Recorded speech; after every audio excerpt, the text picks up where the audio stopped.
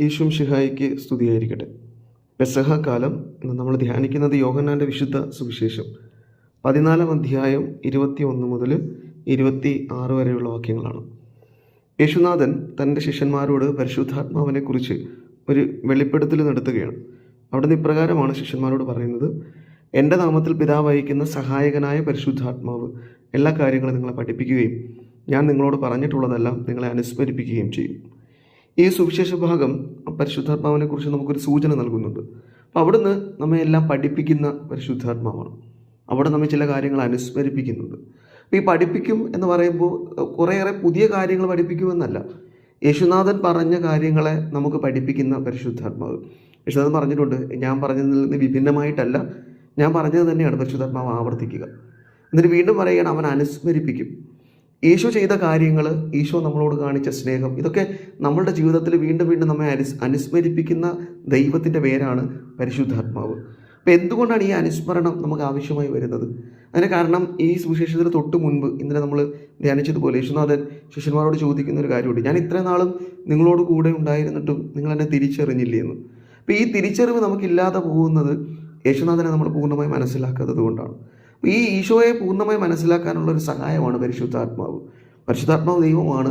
പരിശുദ്ധാത്മാവിനെ മനസ്സിലാക്കുന്നതിലൂടെ, പരിശുദ്ധാത്മാവിനെ സ്വീകരിക്കുന്നതിലൂടെ ഈശോയെയും ഈശോയുടെ സ്നേഹത്തെയുമാണ് നമ്മൾ മനസ്സിലാക്കുന്നത്. ആ സ്നേഹത്തെക്കുറിച്ച് യേശുനാഥൻ മുമ്പ് പറയുന്നുണ്ട്.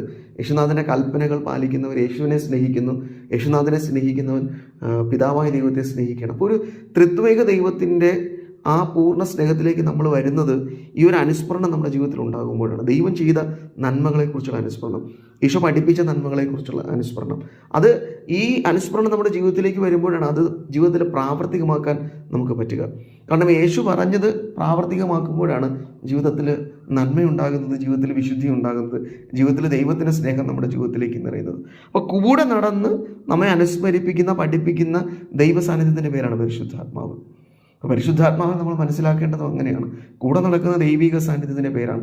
ഒരു സുഹൃത്തിനെ പോലെ കൂടെ നടന്ന് ചില കാര്യങ്ങൾ ഓർമ്മിപ്പിക്കുകയാണ്: ഇതിങ്ങനെയാണ്, ഇതിങ്ങനെയല്ല എന്ന് ഓർമ്മിപ്പിക്കുന്ന ഒരു ജീവനുള്ള സാന്നിധ്യത്തിൻ്റെ പേരാണ്. അപ്പോൾ പരിശുദ്ധാത്മാവിൻ്റെ നിറവിന് വേണ്ടി നമ്മൾ പ്രാർത്ഥിക്കുന്നത് അതുകൊണ്ടാണ്. സജീവ സ്നേഹത്തിൻ്റെ സ്മരണയിലും സാന്നിധ്യത്തിലും ജീവിക്കാനുള്ള ഒരു വിളിയാണത്. അപ്പം ഈ നമുക്ക് ഓരോരുത്തർക്കും ജ്ഞാനസ്നാനം വഴിയും സ്ഥൈര്യലേപനത്തിലൂടെയും പരിശുദ്ധാത്മാവിനെ ലഭിച്ചിട്ടുള്ളവരും സ്വീകരിച്ചിട്ടുള്ളവരുമാണ്. നമ്മൾ ഈ ആത്മാവിൻ്റെ സ്മരണയിലേക്ക് നമുക്ക് തിരികെ വരാം.